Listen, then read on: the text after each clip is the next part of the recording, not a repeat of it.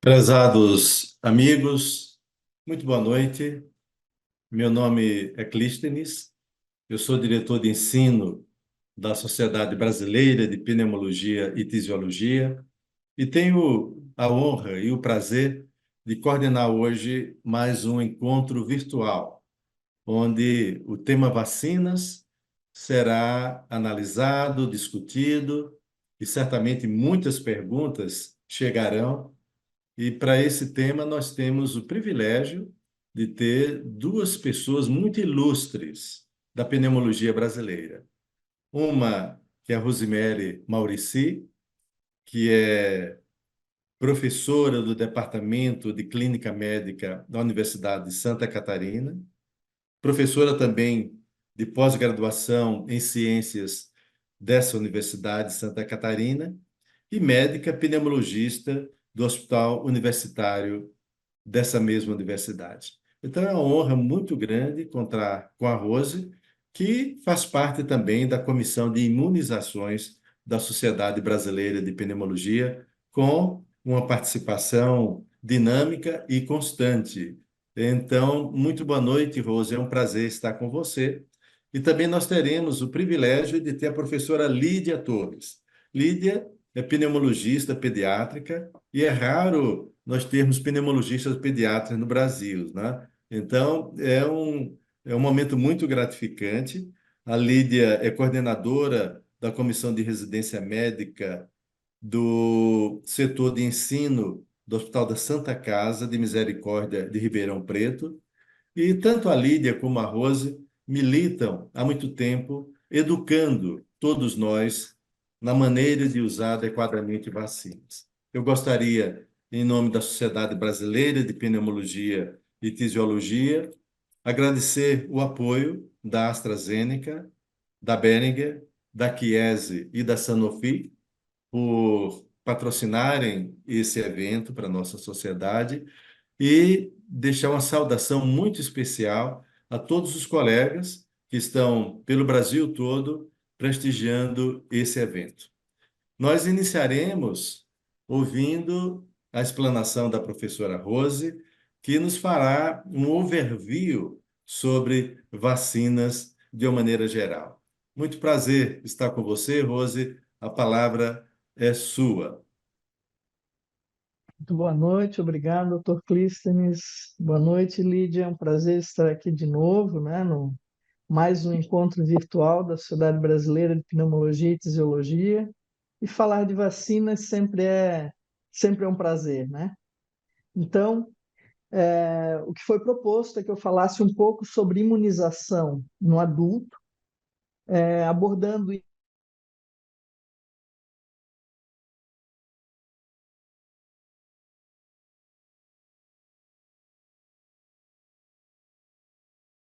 procurar ser breve para que nós tenhamos um espaço para discussão posteriormente, que eu acho que é a parte mais rica de um encontro dessa natureza. Nós podemos trocar experiências com os colegas, né? Então, a gente vai falar um pouquinho da imunização do adulto no sentido de como fazer, né, a imunização e por que fazer a imunização, principalmente.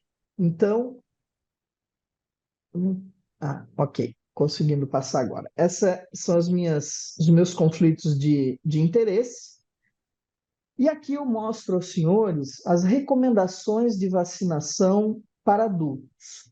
Então vejam que quando nós observamos as recomendações do calendário vacinal para indivíduos adultos com ou sem pneumopatia crônica, nós temos um rol de imunizações ou de vacinas propostas que não é muito grande.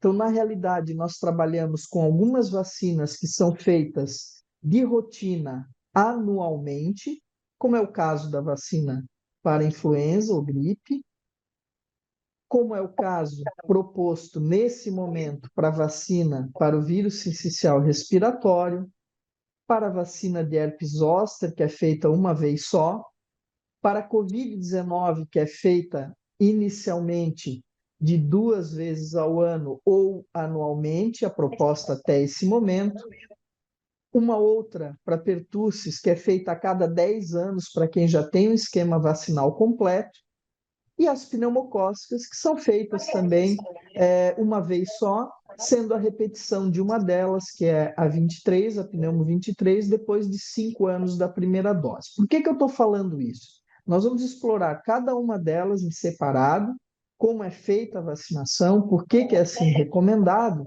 mas deixando claro que o painel de vacinas disponíveis ele não é tão extenso e, portanto, ele não é muito difícil, primeiro, de memorizar, segundo, de prescrever e terceiro, de recomendar. Então, quando nós temos muito aparato, né, terapêutico ou de prevenção, as coisas ficam um pouco mais complexas, né, de você passar a mensagem para o seu paciente. Quando a gente vai ver as vacinas recomendadas rotineiramente, nós vemos que não são, o número não é tão grande assim. Esse calendário que eu estou propondo agora, no meu último slide, eu vou deixar um QR Code para os senhores, para poder copiar e aí depois acessar todos os manuais de recomendações, mas principalmente o manual que foi feito em conjunto com a SBIM, pela SBPT, pela Comissão de Vacinas, já atualizado 2023, 2024, e que vem recebendo as atualizações periódicas. Por que isso? Porque a gente sabe que o lançamento de vacinas ele está muito grande, né? Então, ainda bem, nós estamos desenvolvendo vacinas novas a cada ano e não cabe mais um manual fixo, né? Hoje a gente tem que ter um manual que se atualize a cada lançamento de novas vacinas ou a cada nova evidência, né, que aparece na literatura, nós temos que fazer essa atualização dos manuais. Então, o que vai estar posto nesse QR Code é a última atualização, com todas as vacinas disponíveis no Brasil, que já podem ser prescritas, que já tem recomendação em bula para os nossos pacientes. Bom, esse manual de vacinação, ele não está muito distante, na realidade, ele segue algumas recomendações que já são utilizadas por nós pneumologistas para adultos, principalmente no que tange indivíduos portadores de pneumopatia crônica.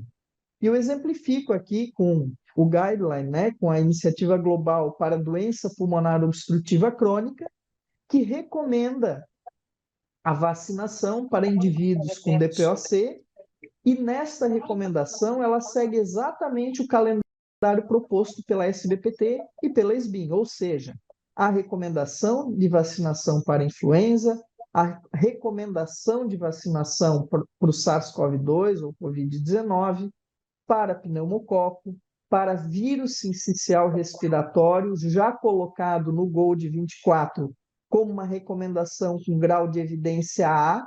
Então, é a única vacina hoje que tem o grau de evidência A nas recomendações do GOLD.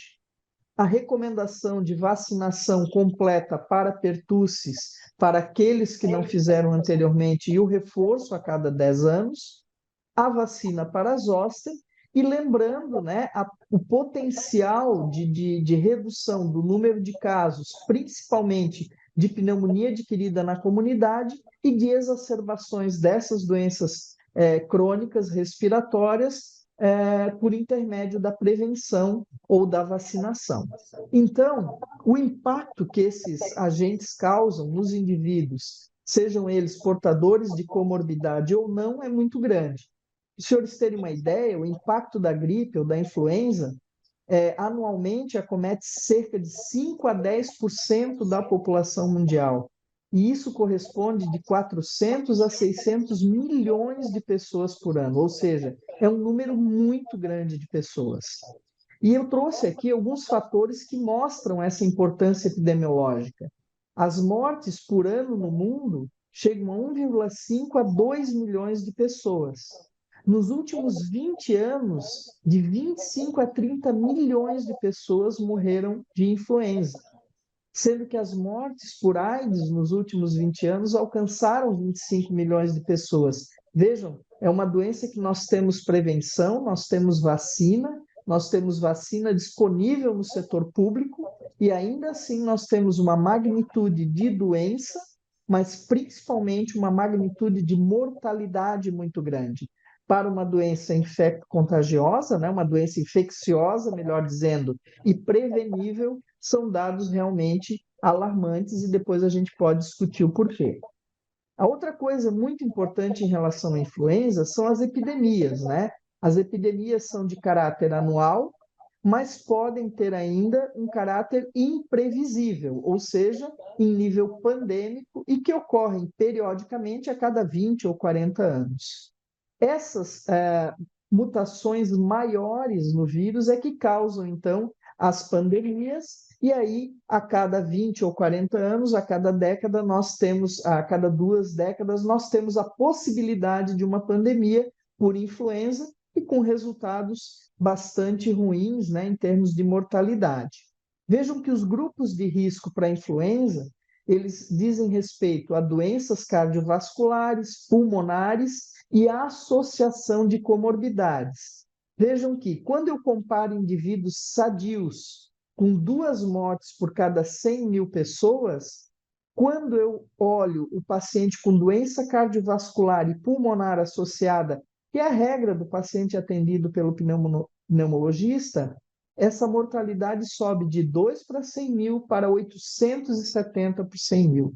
Então, essa faixa etária maior, e principalmente a faixa etária acima dos 60, né, os 60 mais, e com comorbidades associadas, sejam elas únicas ou múltiplas, configuram os maiores grupos de risco e aqueles que nós realmente temos que dar a maior atenção. Então, essa vacinação ela é feita no outono, antes da temporada da gripe. A duração da imunidade é de aproximadamente 1 ano, e por isso que é recomendada a revacinação anual, e também porque há uma nova composição a cada ano, de acordo com os vírus circulantes no ano anterior. Da mesma forma, a doença pneumocócica, em números, nos mostra dados alarmantes, né? Nos Estados Unidos, por exemplo, o pneumococo é responsável por 36% das pneumonias adquiridas na comunidade, e a taxa de letalidade de bacteremia pneumocócica chega a 20% nos indivíduos mais jovens e até 60% em idosos, né? Quando a doença é invasiva, por exemplo, a meningite pneumocócica, essa taxa de letalidade é de 22% nos adultos de qualquer faixa etária. No Brasil não é diferente, né? Em 2017, por exemplo, nós tivemos 600 mil hospitalizações por PAC e 53 mil mortes, né? Então, sendo que o pneumococo é a maior causa de pneumonia adquirida na comunidade. Então, é muito importante que nós tenhamos em mente a alta letalidade, a alta mortalidade, os grupos de risco, para que nós possamos fazer a prevenção. Então, vejam que, por exemplo, para a doença pneumocócica invasiva, um dos fatores de risco para a mortalidade em curto prazo é a presença de doença pulmonar crônica, né? É a presença de tabagismo, de abuso de álcool, a neoplasia de órgão sólido, a idade. Então, existem uma série de fatores que ocorrem concomitantemente numa mesma pessoa e que vão aumentando o risco, tanto para a doença invasiva, para a doença mais grave e para maior mortalidade e maior letalidade. E isso por si só justifica a vacinação. São 14 milhões de casos anualmente e 1,6 milhões de mortes. Então, a vacinação ela reduz os índices de doença pneumocócica, porém, por outro lado, ela aumenta a incidência de sorotipos não cobertos por aquela vacina. É um fenômeno que a gente chama de replacement, né? Então, há necessidade de desenvolver vacinas conjugadas com mais sorotipos para poder suprir aqueles sorotipos que antes não eram patogênicos ou não se manifestavam de forma tão intensa, né, tão prevalente. Então, nós temos hoje várias opções. Para a polissacarídica, nós temos a 23, mas para a conjugada, nós já temos várias e chamo a atenção para as novidades, né? O que já está aprovado no Brasil, a vacina pneumocócica conjugada 15 e a vacina pneumocócica conjugada 20. Por que é importante que nós tenhamos a conjugação, né? Primeiro, pelo número de sorotipos que são abraçados por essa vacina.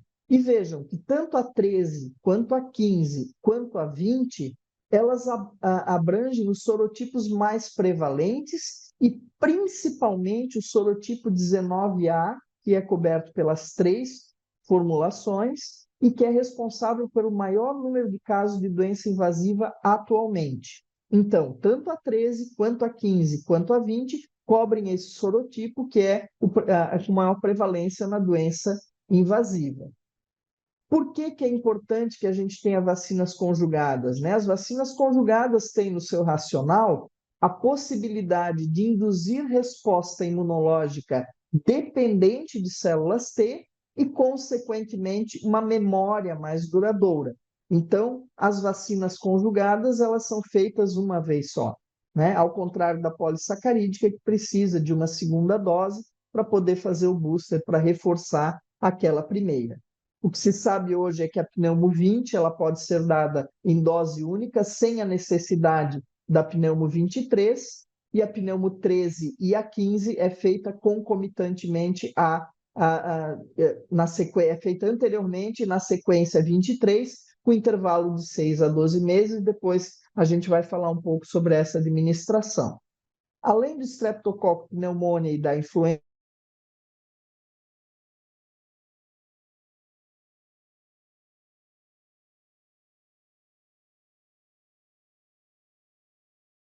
asma brônquica, bronquiectasia, fibrose cística e DPOC, presença da Bordetella pertussis como uma das causas importantes de doença. Qual é o problema, né? É que coqueluche não é considerada uma doença de adultos, normalmente é percebida como uma doença de criança, isso é um mito. Ela apresenta sintomas não típicos no adulto, então a gente não espera que o adulto tenha o mesmo quadro clínico da criança. O que ocorre é uma mudança no caráter da tosse, uma piora da dispneia basal, um aumento na quantidade de expectoração. Normalmente o diagnóstico é tardio, então nós perdemos a oportunidade do tratamento com antibiótico terapia. E os sistemas de vigilância, eles não são obrigatórios, a notificação não é obrigatória em todos os países e, por isso, provavelmente, os casos são subestimados. Nós temos muito mais coqueluche do que imaginamos em pacientes acima de 65 anos e, principalmente, com comorbidades. Vejam que tanto a DPOC, quanto a asma, quanto o tabagismo, como imunodepressão, eles conferem maior gravidade à infecção pela bordetela, mais internações e mais complicações. Somam-se ainda a asma e DPOC, a presença de obesidade, principalmente a obesidade sarcopênica, como um fator de risco muito importante. Então, aqui, novamente, a vacinação se justifica. O vírus sincicial respiratório também causa doença em adultos. Há também um conceito equivocado de que somente as crianças são acometidas pelo vírus sincicial respiratório.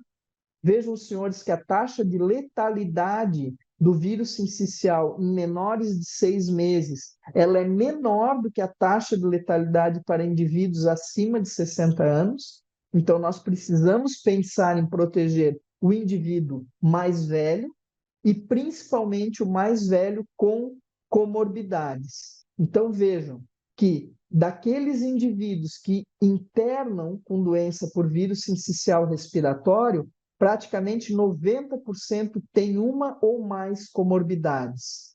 E desses, 36% aproximadamente tem doença pulmonar crônica.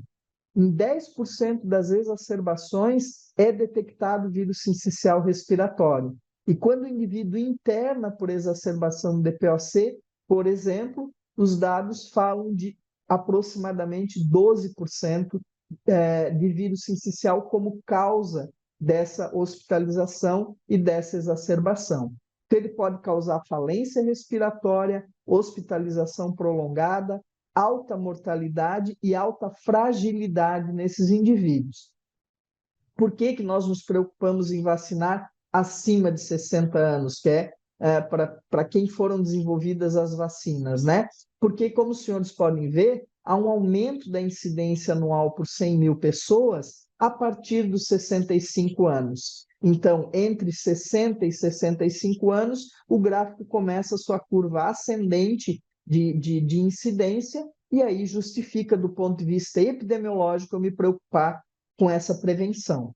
Da mesma forma, as taxas de hospitalização, elas foram maiores naqueles indivíduos acima de 50 anos com comorbidades. E aqui eu chamo a atenção para 5 comorbidades: a asma, DPOC, a doença arterial coronariana, a insuficiência cardíaca e as doenças endócrino-metabólicas, aqui representadas pelo diabetes mellitus. Vejam que a DPOC ela pode chegar à taxa de hospitalização de 13,4 vezes maior do que naqueles indivíduos sem a doença. Então, é um fator de risco muito importante. Da mesma forma, a partir dos 50 anos, a prevalência de herpes zoster aumenta muito e justifica a sua prevenção. Lembrando que o principal são as complicações do herpes zoster. Então, a neuralgia pós-herpética, a presença de AVC, isquemia cerebral transitória, problemas oculares como ceratite, esclerite, uveíte e principalmente a dor neuropática pós-herpética, que vai diminuir a possibilidade de incursões respiratórias amplas, vai reter secreção e vai predispor a infecção em indivíduos com DPOC. Então, DPOC, asma, diabetes, doenças cardiovasculares, estresse psicológico configuram riscos importantes para o herpes zoster nessa população. E vejam, senhores, aqueles indivíduos que usam corticosteroides orais, eles têm um risco muito maior do que aqueles que usam corticosteroides inalatórios ou que não usam corticoides. Agora, quando eu comparo pacientes com DPOC com uso de corticoide inalatório e sem uso de corticoide inalatório, ainda assim, naqueles com corticoide inalatório, a depender da dose, há um maior risco para herpes zoster. Então, não é totalmente seguro, né? A gente tem alguns efeitos adversos com a terapia inalatória também, e uma delas é a possibilidade de herpes zoster e, por isso, a necessidade de prevenção. Então, incluir vacinação na rotina do atendimento de pacientes, principalmente com doença pulmonar crônica, contribui para prevenir a exacerbação da doença em nível muito semelhante ao tratamento farmacológico. E com isso a gente evita exacerbações, reduz a progressão da doença e uma menor dependência ao tratamento farmacológico.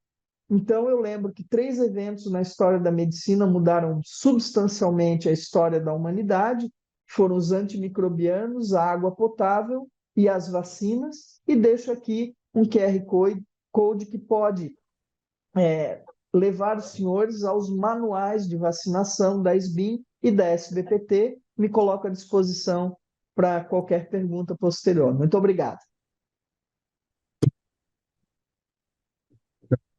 Ela é objetiva, pedagógica e extremamente útil. Nós temos colegas do Brasil inteiro acompanhando esse nosso encontro. Eu gostaria de informar que as perguntas já podem ser encaminhadas. Tem o Q&A, né, perguntas e respostas, podem fazê-las, que depois nós vamos ter, eu diria, a parte mais gratificante desse encontro, que é perguntas e respostas que certamente agregam muito mais conhecimento para todos nós. Agora eu vou passar a palavra para a professora Lídia, que vai nos expor acerca da importância das vacinas em crianças, no sentido de minimizar ou evitar o risco de doenças respiratórias. Até algum tempo atrás, né, vacinas em idosos, em adultos, era um tema meio abstrato. Agora nós vemos, após essa explanação da Rose, como é imprescindível.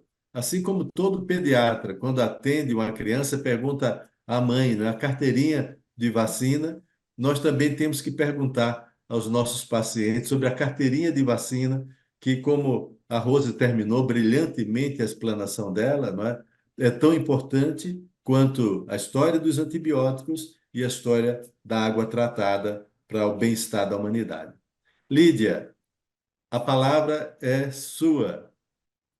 Bom, falar depois que a professora Rose falou, eh, ficou bem fácil, né? Então, eu acho que muitas coisas ela já adiantou do que eu diria, então vou tentar reduzir um pouco, né, a minha fala nesse sentido. Ela explanou maravilhosamente sobre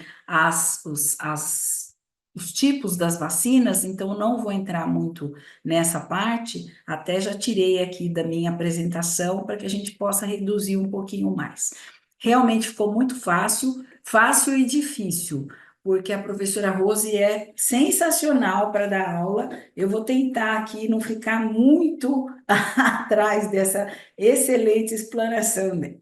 Então, vamos falar um pouquinho da vacinação. Não vou falar da vacinação toda em criança, a vacinação é muito mais extensa para as outras doenças, como eu acho que seria o objetivo dessa apresentação, falar exclusivamente das que têm maior relação com a doença respiratória. Eu não tenho nenhum conflito de interesse para essa apresentação. Ou não está indo. Pronto. Então, é importante a gente lembrar que isso aqui, a vacinação, como a Rose já falou, é a intervenção mais efetiva para a manutenção da saúde, reduzindo o adoecimento e a morte por doenças imunopreveníveis.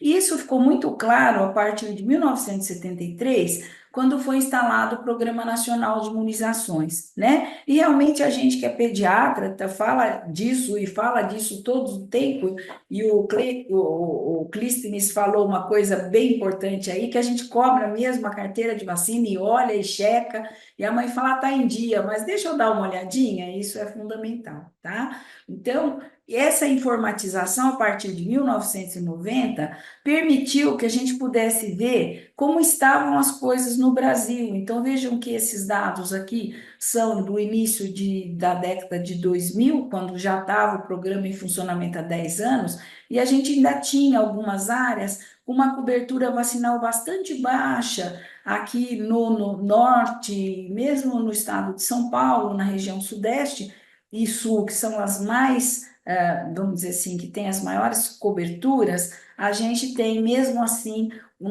algumas falhas em algumas regiões, né? Então vejam que aqui o programa via que os índices para serem atingidos eram de 120%, quer dizer, o indivíduo tomar um reforço, ainda vacinar para outras coisas que não seriam as mais importantes naquele momento, vacinas adicionais, e isso era o objetivo desse programa, que foi assim, mostrou, isso aqui a gente vê que são dados aqui da década de 2010, 2011, principalmente 2012, a gente atingiu os níveis mais altos de vacinação, com uma cobertura muito boa, com uma parte muito boa das vacinas dadas em criança, que a gente pode ver aqui, a maioria delas com alto ou muito alto índice de cobertura, com pouquíssimas com índice mais baixo. A única que distou um pouquinho é a febre amarela, mas mesmo assim isso mostrava que por volta de 2000, entre 2000 e 2015, nós tivemos os índices mais altos de vacinação de crianças no Brasil. Mas nós tivemos uma pandemia, e durante a pandemia, os serviços de saúde pararam de funcionar, as pessoas ficaram com medo de sair de casa e com medo do contágio e passaram a não procurar o serviço de saúde. Em 2022, a gente já começava a ver que isso estava começando a se recuperar, mas mesmo assim, de 2022, apesar de todas as campanhas, Sociedade Brasileira de Pediatria, Sociedade Brasileira de Pneumotísio, Sociedade Brasileira de Imunizações, a gente não tem conseguido atingir os níveis que a gente tinha lá entre 2010 e 2015. Então, a gente vê aqui, o que chama a atenção de vocês é que em 2022 eu tinha BCG com um índice de vacinação em 90%, tá? E que agora em 2023, apesar de todas as campanhas, nós estamos com uma queda dessa vacinação. Também temos queda para hepatite B, que é muito importante, e uma das doses já é feita na maternidade. tá? Para algumas houve aumento, né? Já estamos recuperando, o rotavírus, meningococo, a penta, mas algumas ainda são muito baixas. A febre amarela segue aqui, existe muita, vamos dizer assim, muito mito sobre a vacina da febre amarela. Algumas aumentaram um pouco, a gente está trabalhando, mas ainda é baixa a cobertura vacinal, perto do que nós tivemos em torno de 2015. Então, ainda estamos trabalhando nisso e algumas estratégias são necessárias que sejam revistas. Uma coisa em relação à tuberculose é que nós estamos muito preocupados que a tuberculose em pediatria tenha um aumento bastante grande. Já estamos vendo isso nos hospitais públicos. Eu sou responsável pelo serviço de pediatria e pneumologia pediátrica de um hospital do SUS aqui em Ribeirão Preto, que é a Santa Casa. E o que a gente tem visto? Muitas crianças com o TB-TRM positivo. Então, nós sabemos que houve um aumento da pobreza em 22% e da miséria em 48% de 2020 para 2021, após a pandemia, são dados do IBGE. E nós sabemos que pobreza e miséria vão gerar más condições de moradia, aglomeração, falta de acesso à água potável, dificuldades para higienização. A desnutrição é um problema importante, não só a desnutrição por falta de alimento, porque felizmente eu estou numa região bastante rica em que eu tenho poucos índices de desnutrição primária, mas eu tenho uma desnutrição por erro alimentar. Isso é um problema bastante grande. Nós temos dificuldade de acesso ao serviço de saúde, as pessoas que perderam moradia e que estão passando a viver em situação de rua, é uma situação que algumas crianças estão envolvidas. E temos barreiras socioculturais, né? Estigma, falta de informação, desconfiança do serviço de saúde, que foi fomentada por algumas características políticas aí que nós vivemos nos anos passados. Hoje nós tivemos um caso na enfermaria, a mãe drogadita, mora em condições, assim, numa casa com muitas pessoas, nós vamos fazer um lavado gástrico da criança hoje, ela não permitiu que colhesse, nós tivemos que chamar o serviço social e ameaçá-la, porque isso ainda está dentro desse estigma que a tuberculose ainda tem na nossa população. Então, vejam, o que nós estamos vendo? Isso aqui é o número de casos novos de tuberculose no Brasil, de 2003 a 2023. Veja que a gente vinha numa queda, não tão grande quanto a gente gostaria, mas nós vínhamos numa queda e que depois da pandemia nós estamos novamente numa ascensão para níveis que a gente estava lá por volta de 2006, 2008, né? Então, nós estamos vendo um aumento da tuberculose. Então, seria muito importante que a gente pudesse vacinar as nossas crianças lá nos 120%. Ainda temos 14 a 15% de óbitos na faixa etária abaixo dos 20 anos. Então, essa é uma falha que nós estamos tendo bastante grande. A gente usa para as crianças são as únicas que vacinam com tuberculose, né? A gente usa uma vacina atenuada, aplicada por via intradérmica. É uma dose única, o mais precocemente possível.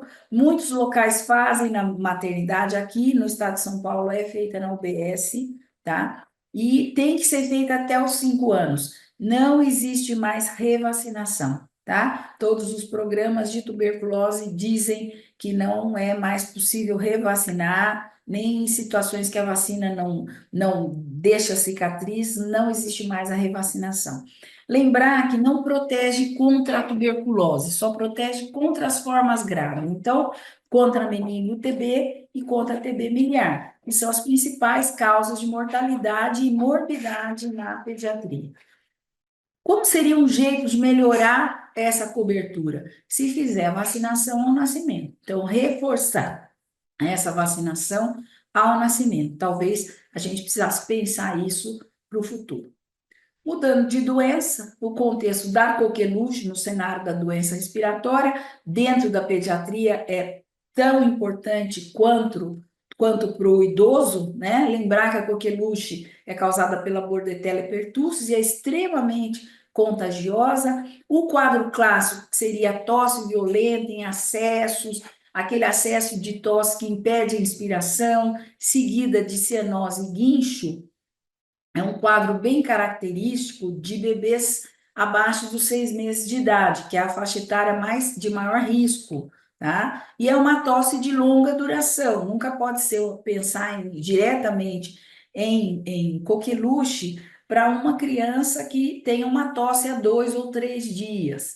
É sempre importante que exista um adulto, então a epidemiologia é muito importante, precisa haver um adulto com tosse já há algum tempo dentro do ambiente.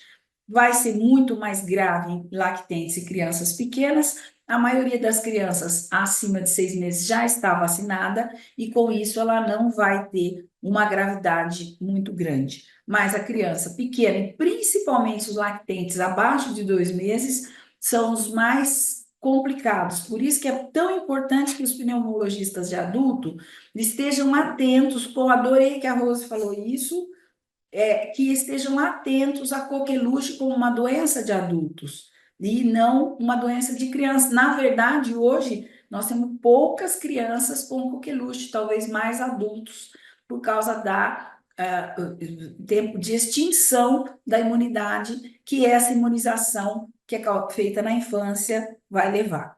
Essa imunização é muito importante para reduzir a incidência de coqueluche, mas só acontece se você tiver altas taxas de cobertura vacinal. Nós sabemos que a coqueluche, independente da vacinação, a cada 5 a 7 anos tem um novo pico. Nós tivemos o pico de incidência em 2012 e nós não temos muitos dados nacionais, né? Por quê? Porque realmente nós precisamos trabalhar mais, estudar mais dentro do serviço público como que é essa questão da prevalência dessas doenças nas crianças. Como a Rose já falou, ela não é de notificação compulsória, então isso acontece e a gente não fica sabendo quantos casos realmente a gente tem. Houve um aumento da prevalência nos últimos anos em alguns locais específicos, tá? E a gente questiona várias coisas. Antes, a pertussis não era dada a pertussis acelular, era uma parte da bactéria que era dada inteira, mas isso levava a muitas complicações, crise convulsiva, e várias febres muito altas, né? Então, passou-se a se utilizar a pertussis acelular. E houve esse aumento de prevalência que uma das causas pode ser a utilização dessa pertussis acelular, que leva a uma imunização menos efetiva. Um aumento da patogenicidade das cepas também é discutida por esse autor, tá? E a última e mais importante, falência da cobertura vacinal, tá? A gente vê hoje um contexto em consultório, hoje uns 3, 4 casos, eu perguntei, mas por que não deu a vacina da gripe ainda? Eles disseram assim, porque ele estava com tosse. Mas a tosse começa para nós pediatras em abril e vai até setembro. Em setembro não adianta mais vacinar contra a gripe. Então, isso é um negócio importante, tá? Hoje essas vacinas são feitas na Penta ou na Hexa, são as celulares, né? Então, nós temos 2 opções, a difteria, tétano e pertussis, que é a tríplice bacteriana, ela é inativada, aplicada por via intramuscular, e nós temos a acelular, tá? Essa acelular, ela deve substituir, de acordo com o Programa Nacional de Imunização, a DPT, né? DTP, e ela tem eficácia similar e é menos reatogênica, com essa exceção que a gente falou aí. Hoje a gente está usando em pediatria as vacinas super, né, celulares combinadas, né? Então, a tríplice, a VIP, a do hemófilos, hepatite B, tá? E isso vai levar a uma facilidade para dar, tá? É certo que a gente sabe que todas as vezes que você combina muitas vacinas, a imunização, no fim, acaba sendo um pouco menor, mas eu vou ganhar no sentido de que esse paciente vai vir menos ao serviço de saúde. Então, é feito um segundo reforço dos 4 aos 6 anos, e aí nós temos a DT PA-VIP e a DTP-VIP, tá? A VIP é a vacina inativada da poliomielite.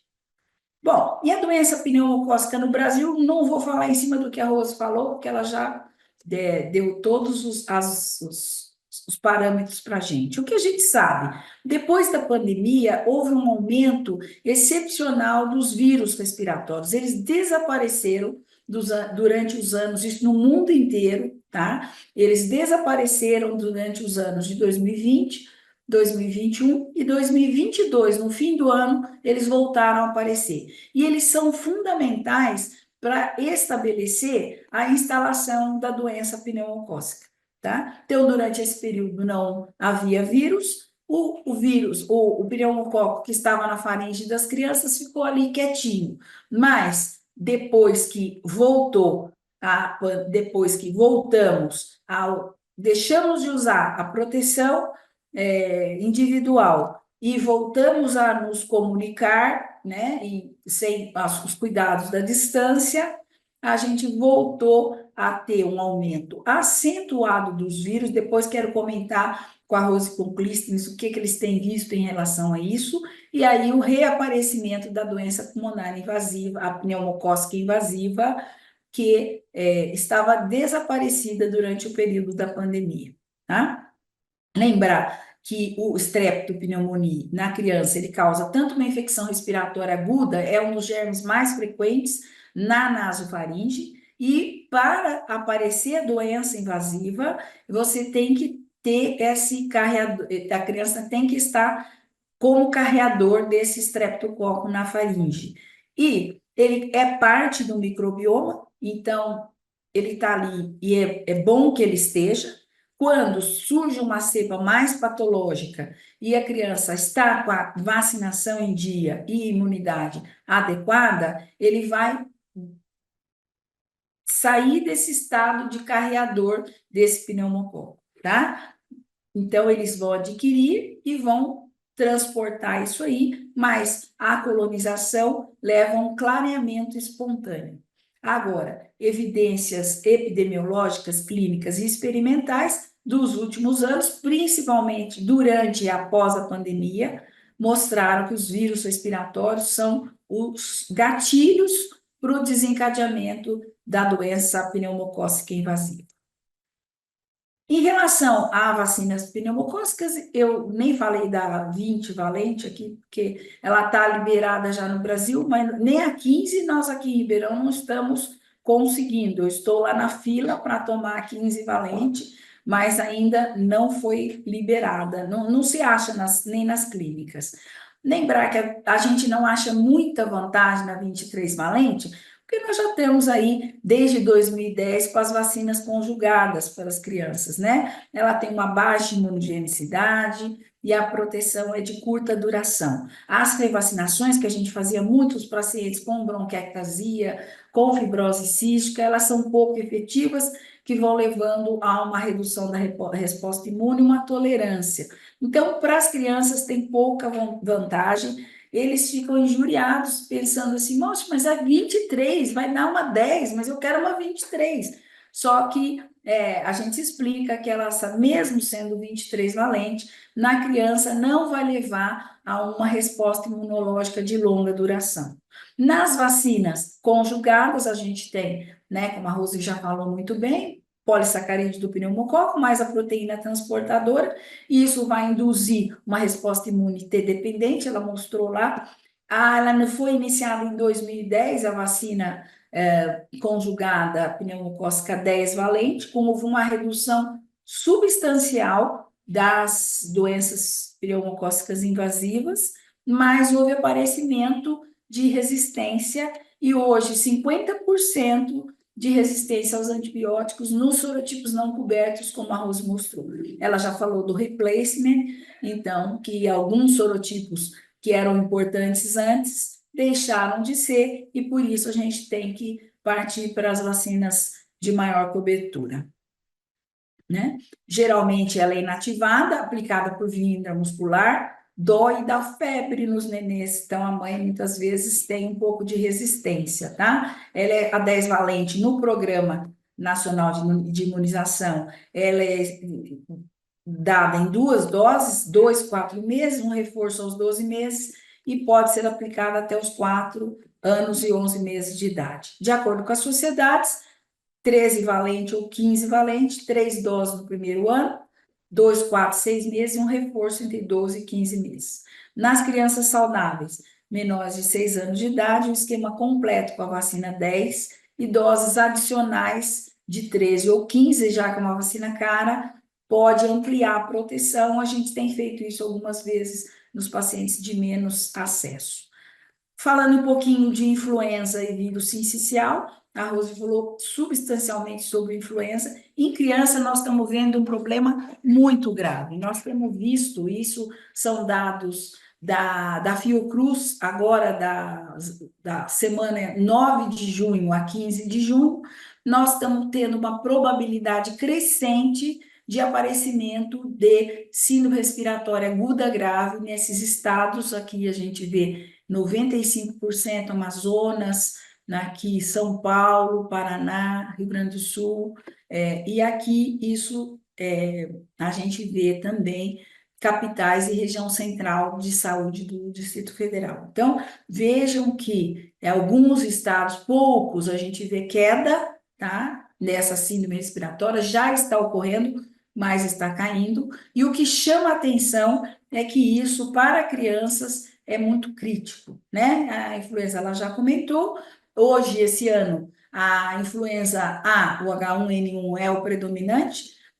Para crianças, 26,7% de todos os vírus. É muito alto. Nossos índices de influenza antes da pandemia não passavam de 5, 10% em alguns locais, tá? Então, isso é um índice assustador para a gente que é pediatra ou pneumologista pediatra. Com mortalidade de 40%. Então, isso é um absurdo, tá? Então, embora a prevalência maior seja de vírus sincicial respiratório, 57%, a mortalidade por síndrome respiratória aguda grave é mais baixa, em torno de 22%. Para o vírus sincicial respiratório, para crianças, não existe vacinação estabelecida, apenas para gestantes, para tentar passar para o bebê essa imunidade, tá? Então, não está definida ainda para uso em crianças, os estudos de fase 3 para gestantes começaram agora há pouco tempo. A Rose já falou sobre a vacinação dos idosos, que parece que vai fazer muita diferença. Aqui não saiu o meu gráficozinho, mas o que a gente vai usar no Programa Nacional de Imunizações é a vacina trivalente contra a influenza. Nas sociedades, ela é a tetravalente, é uma dose única anual, a não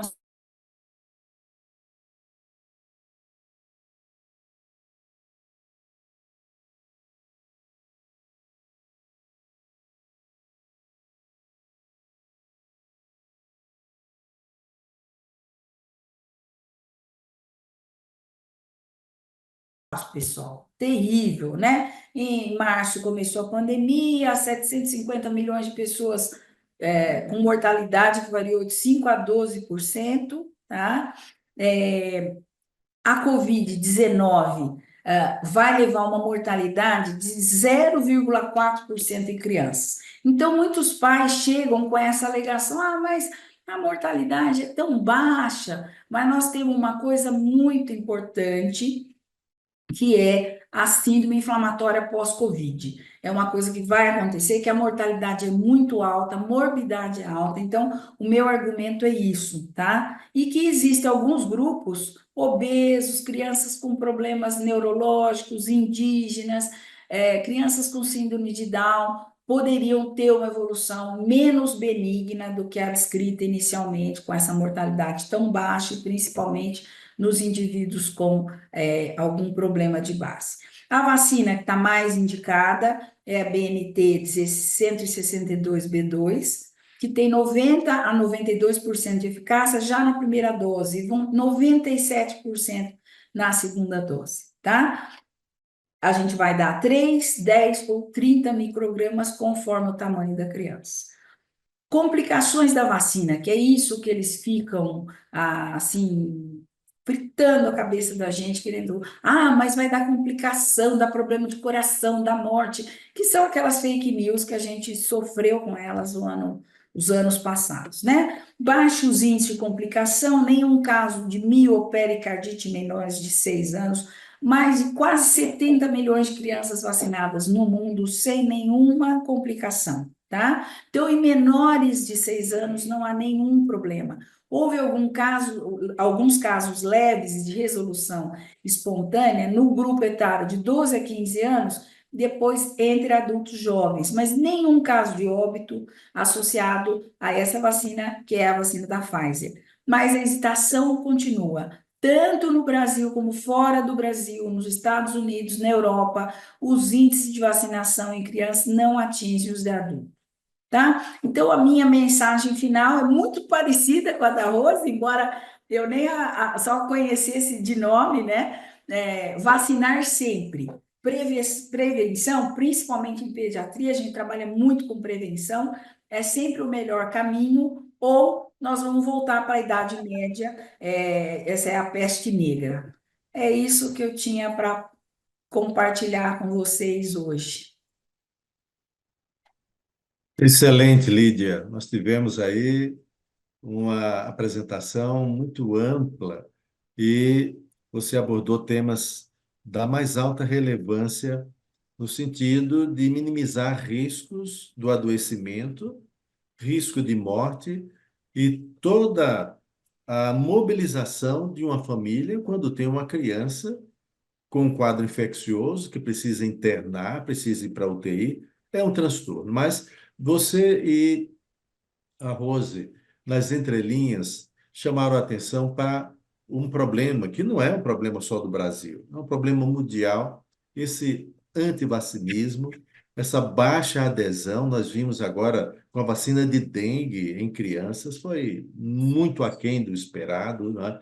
Mesmo vacina de influenza, vacina de Covid e vacinas como para poliomielite, meningite.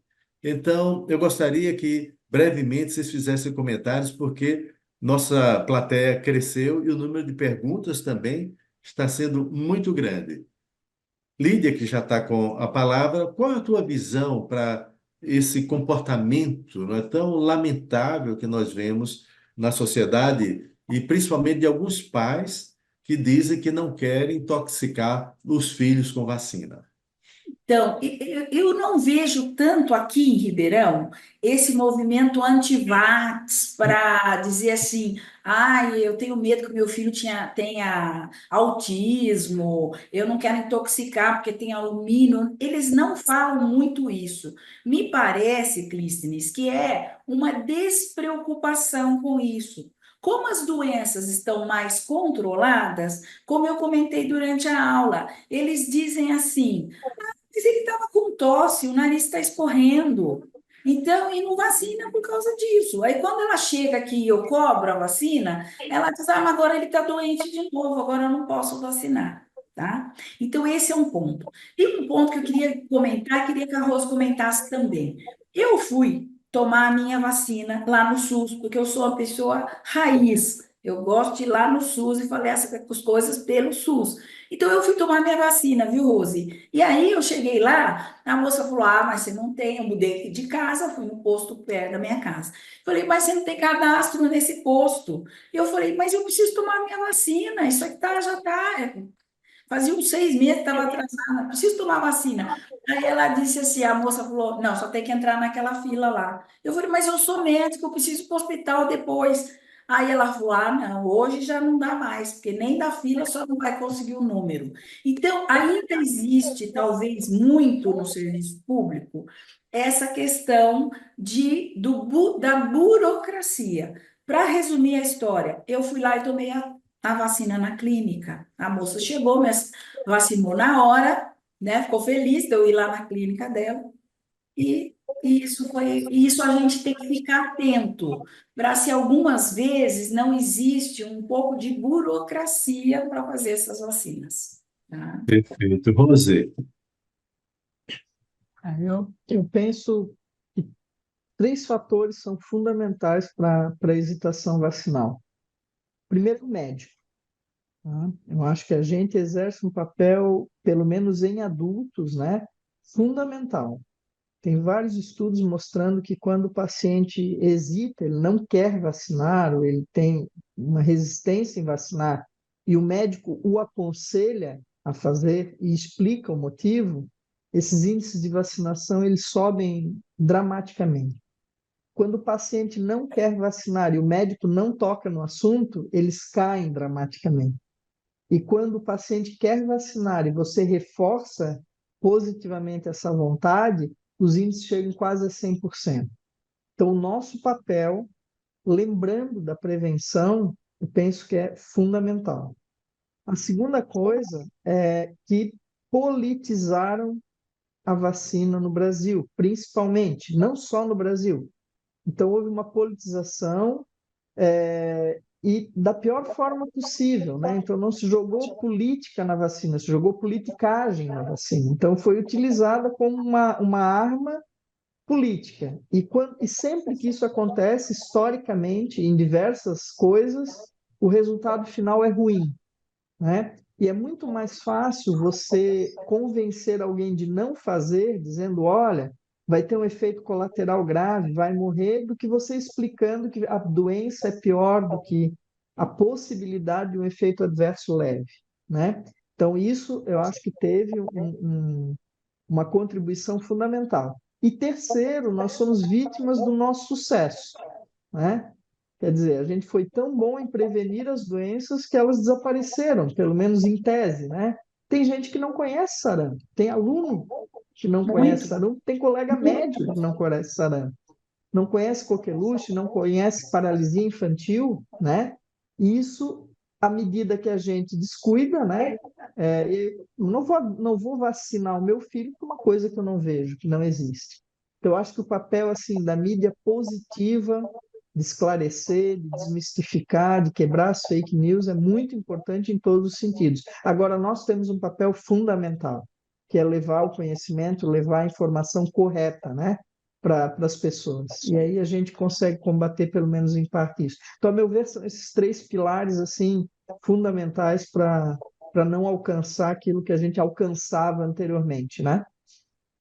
Edvaldo, tem uma pergunta da Luciana Santos, a quem saudamos e agradecemos, sobre a vacina para gripe, para influenza, de alta dosagem, a Influelda, que ela diz que realmente os pacientes idosos, pela imunossenescência, não têm uma resposta satisfatória e, consequentemente, não têm uma efetividade da vacina convencional, seja tri ou quadrivalente. E a vacina de alta dosagem? O que é que você comenta sobre ela, Rose?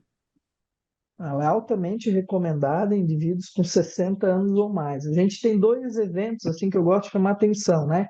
Imunossenescência não é imunodeficiência, né? Então, o indivíduo tem resposta imunológica, porém ela não alcança os níveis de um indivíduo com 30 ou 40 anos. E idade biológica não é idade cronológica. Então, a gente vai ter indivíduos com 70, com 80 anos que vão ter uma resposta muito boa vacinal, e nós vamos ter indivíduos de 30, 40 anos que não vão ter. Ou seja, a resposta vacinal é multifatorial. Então, no idoso, especificamente nos 60 a mais, a gente lança a mão de, enfim, de mudanças nas vacinas para poder melhorar essa resposta imunológica, essa imunogenicidade. Então, distanciar um pouco as doses quando são duas doses. Então, você prepara o sistema imunológico para uma resposta melhor. Adjuvantar as vacinas é outra possibilidade. Conjugar as vacinas quando possível é a terceira possibilidade. E a quarta é aumentar a dose. Então, quando a gente aumenta a dose, em vacinas obviamente preparadas e testadas para isso, a gente maximiza a resposta imunológica. Então, como não está disponível do ponto de vista público, para quem pode, acima dos 60 anos, a preferência é para a vacina high dose. Porém, a outra tem uma resposta boa imunológica, obviamente, então não se deve deixar de vacinar, né, porque não tem condição de fazer. Agora, tendo condição para os pacientes, principalmente com comorbidade, é altamente recomendado. Perfeito. A Maria Eduarda pergunta para a Lídia acerca da eventual indicação da vacina polissacarídica 23 para crianças. E a outra pergunta é quando vai chegar a vacina conjugada 20 valente ou a 21 valente?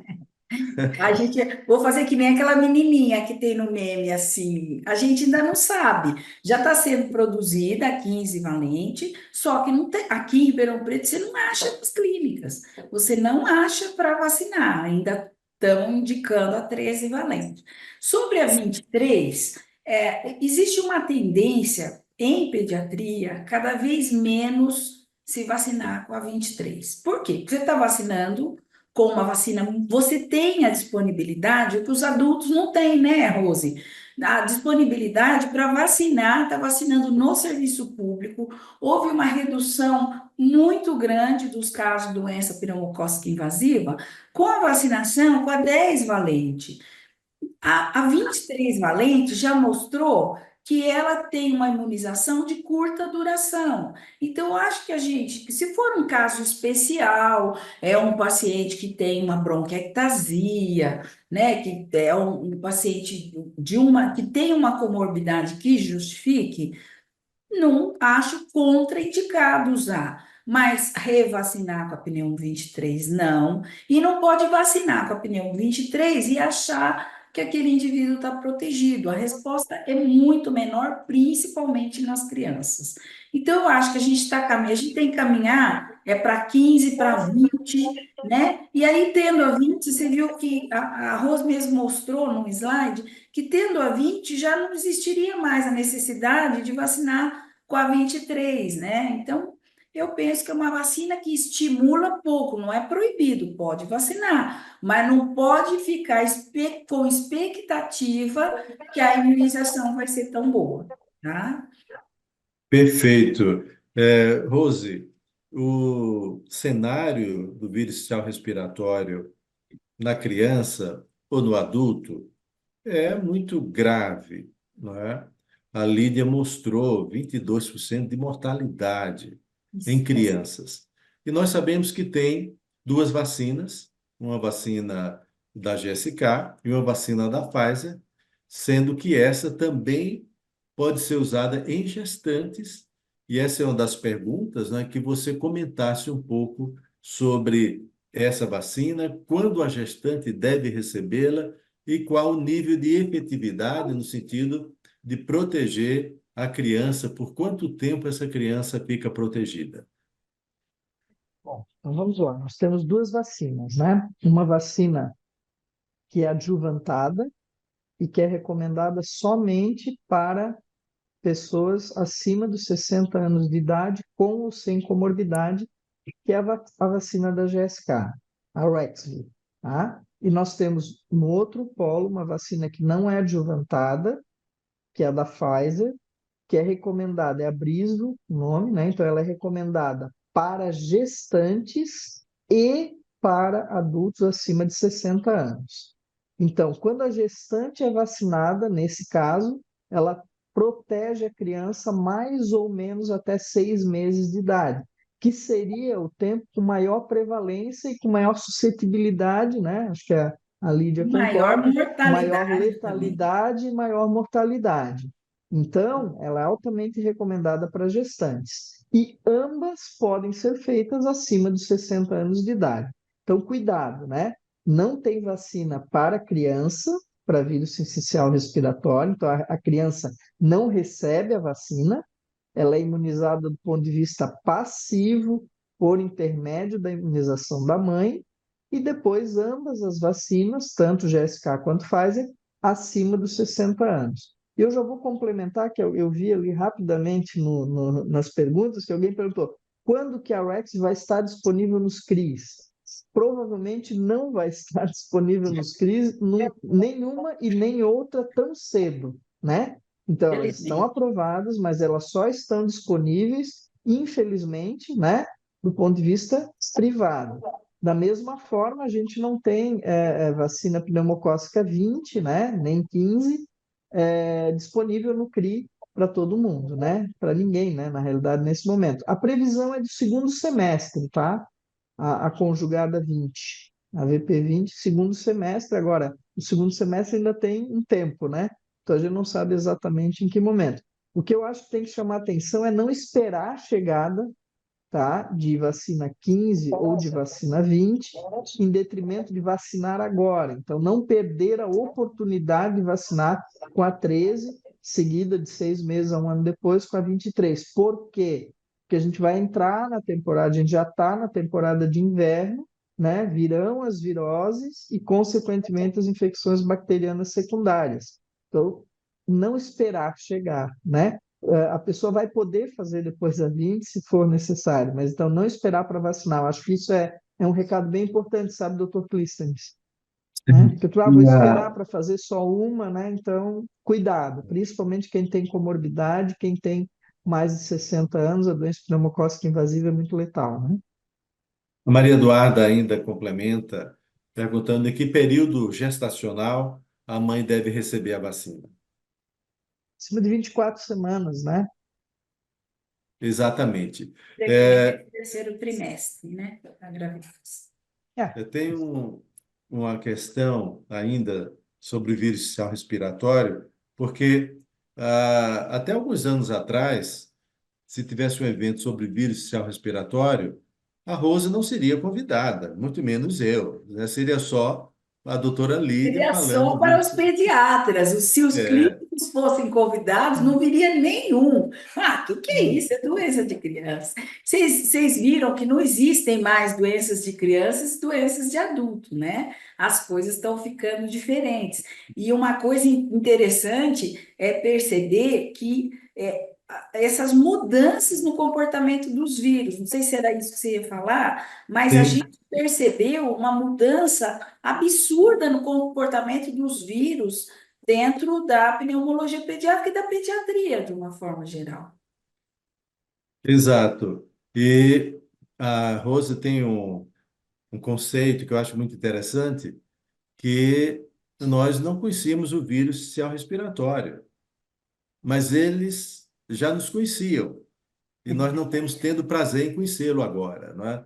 Rose, eu queria que você comentasse um aspecto da cobertura vacinal, porque quando a gente fala em vacina pneumocócica, né, você inclui as cepas. Tem mais de 90, 100 sorotipos de pneumococo. A mesma coisa para a influenza, né, trivalente, quadrivalente. Aliás, até a recomendação para o próximo ano, ou daqui a 2 anos, que não teremos mais a vacina quadrivalente, porque a cepa Yamagata, ela viajou para outro planeta, então será a vacina trivalente somente. Mas como é que você nos orienta no sentido de, em tendo dois vírus essencial respiratórios, vírus A e vírus B, e sabendo que tem ano que os dois estão presentes, tem anos que é mais A, tem anos que é mais B, se a vacina ela tem uma amplitude capaz de cobrir esses dois tipos virais, A e B. as duas vacinas que nós temos disponíveis hoje e aprovadas, elas são altamente eficazes, tanto para tipo A quanto para tipo B. Até porque elas são feitas em cima da proteína de fusão, né? Ou de proteína de pré-fusão. E essa proteína ela é intercambiável do ponto de vista imunogênico. Então, mesmo que eu utilize a proteína de pré-fusão de um tipo, o A, por exemplo, quando ele é infectado pelo B, essa imunogenicidade é intercambiável. Então, ambas, nos estudos pivotais, uma alta eficácia vacinal, tanto para o tipo A quanto para o tipo B. Então, essa preocupação não existe. Até porque, como o senhor bem falou, tem temporadas, né, que prevalece um tipo e tem temporadas que prevalece outro. Então, estaria e elas foram testadas até a segunda temporada. Então, em tese, para 2 anos, nós não teríamos que revacinar.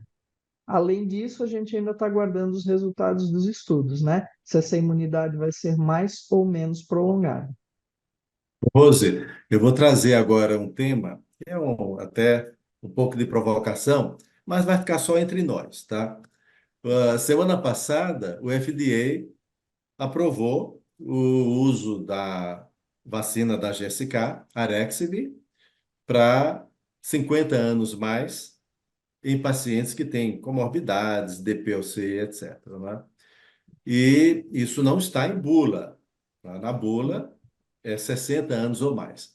Mas cá entre nós, quando se atende um paciente com 50, 50 e poucos anos, com DPOC, ou um comprometimento de uma doença metabólica, uma cardiopatia importante, e o fato que nos impressiona, não é tanto para influenza como para vírus sistema respiratório, que está muito longe de ser apenas uma doença respiratória.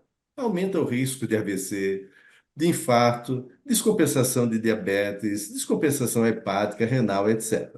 Então, como é que você faz na solidão do seu consultório, diante de um paciente, onde a tua consciência é o teu juiz, e você vê que esse paciente, se pegar um vírus sistema respiratório, pode ser uma tragédia na vida dele, mas ele tem só 50 e poucos anos. A bula no Brasil, ela recomenda somente para 60 anos ou mais. Porém, ela não contraindica o uso a partir dos 50. Então, esse é o primeiro ponto. Embora off-label, né? Embora off-label, ela não contraindica. Segundo, o estudo pivotal da REX, ele inclui pacientes abaixo de 60 anos, ou seja, entre 50 e 60, com resultados imunogênicos de eficácia vacinal muito semelhante para acima de 60. Como? Aí, isso é o que está posto, né? O FDA diz que, em concordância com o paciente acima de 50, você está plenamente autorizado a vacinar, porque não há um aumento de efeitos adversos, que são leves, aliás, né? E o índice de eficácia é praticamente o mesmo. Justificando, a curva de incidência de vírus sincicial respiratório, de hospitalizações e de complicações, ela começa a se inclinar a partir dos 50. Ela é mais íngreme a partir dos 60, mas ela começa a inclinar a subir a partir dos 50. Como pacientes com comorbidades, principalmente cardiovasculares e pulmonares, e o diabetes mellitus têm uma incidência maior de complicações e de mortalidade, lá, com o meu paciente, eu recomendo a vacinação a partir dos 50. Agora, se é um indivíduo rígido, o que é raro, né? A partir dos 50, um indivíduo que não tem comorbidade alguma, que tem uma boa qualidade de vida, exercício físico, boa alimentação, não tem comorbidade, eu acho que aí a gente pode esperar os 60, sim. Mas qualquer coisa que não se encaixe nesse perfil, com certeza a partir dos 50.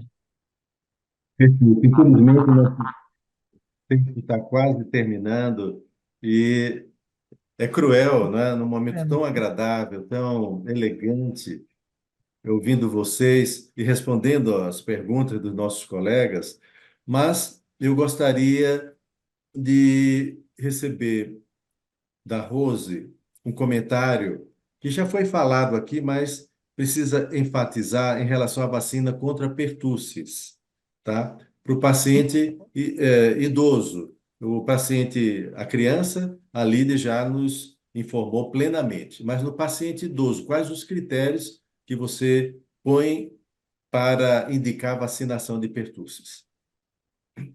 Primeiro você separa o grupo de pacientes que já foi vacinado do ponto completo, você faz um reforço a cada 10 anos com difteria, tétano, pertussis acelular do tipo adulto. Se o paciente não fez o esquema completo ou ele não lembra, está recomendado a vacinação completa de novo, independente da idade. Então, ele faz uma dose da DTPA acelular adulto e faz, depois de 2 meses, uma DT, também do tipo adulto acelular, e depois de 4 a 8 meses da primeira dose, uma nova DT acelular do tipo adulto. A partir daí, ele está com o esquema completo vacinal, e aí a cada 10 anos, a cada década, ele faz de novo a DTPA do tipo adulto. Então, primeiro separar quem já vacinou completo e quem não vacinou, e ou que não sabe, né? O fato de ter tido pertussis, isso é um dado interessante, né? O fato de ter tido pertussis não quer dizer que ele está imunizado, isso não é imunização, né? Quando a gente fala de estar imunizado, é ter feito o esquema vacinal completo. Tem gente que não lembra, né? Já faz tempo, né? Dos 70 anos, 80 anos, pode vacinar de novo com a celular, que aí reduziu muito, né? Os efeitos adversos da vacina, então é bem seguro e bem imunogênico. Bom, infelizmente o tempo está acabando. Eu gostaria inicialmente de agradecer em nome da Sociedade Brasileira de Pneumologia a brilhante participação da Lídia e da Rose, pessoas que engrandecem a pneumologia brasileira. Agradecer a participação de todos os colegas do Brasil inteiro. Tem mais um conjunto de perguntas que oportunamente serão respondidas. Então, para finalizar, eu vou passar inicialmente a palavra à Lídia para as suas palavras finais e não para se despedir, para dizer um até breve. Então, agradeço muito, agradeço à SBPT pela escolha do meu nome e pela oportunidade de estar aqui mais uma vez falando sobre vacina e incentivando colocando para os colegas a importância da gente não deixar esse tema morrer, né? Que a criança precisa ser vacinada e que o adulto, até gostei muito da Rosa, porque vai ter umas vacinas aí que eu já vou amanhã procurar a clínica para fazer, porque já está na hora de fazer. Então, eu agradeço muito, foi um prazer revê-lo, um prazer conhecer a Rose pessoalmente, que eu já conhecia de nome, foi muito boa essa sessão. Rose, Prazer inenarrável, né, professor Clístenes? Sempre estar na companhia do senhor, da professora Lídia, foi um prazer também. Poderíamos ficar até amanhã, né, aqui discutindo vacinas, mas eu acho que uma mensagem muito importante é: lembrem do nosso papel como médicos, nós temos a obrigação de disseminar as informações verdadeiras, as informações embasadas na ciência e principalmente zelar, né, pela boa qualidade do atendimento dos nossos pacientes. Eu acho que isso é muito importante, é quase que uma missão, né, não só uma obrigação. Então, muito obrigada pelo convite, eu me coloco à disposição, sempre é um prazer. Obrigado. bom, e a Sociedade Brasileira de Pneumologia e Fisiologia agradece a presença dos colegas, agradece particularmente a Rose e a Lídia. Alguns colegas perguntaram se esse evento vai ficar gravado e depois disponibilizado. Sim, vai ficar. Isso vocês podem acessar, inclusive, pelo nosso app da sociedade, que está muito bom. Um comercial. Breve nós teremos o nosso congresso de pneumologia, que será um congresso grandioso lá na cidade de Florianópolis, e eu convido todos a participarem desse congresso. Muito obrigado, um afetuoso abraço e até breve. Boa noite.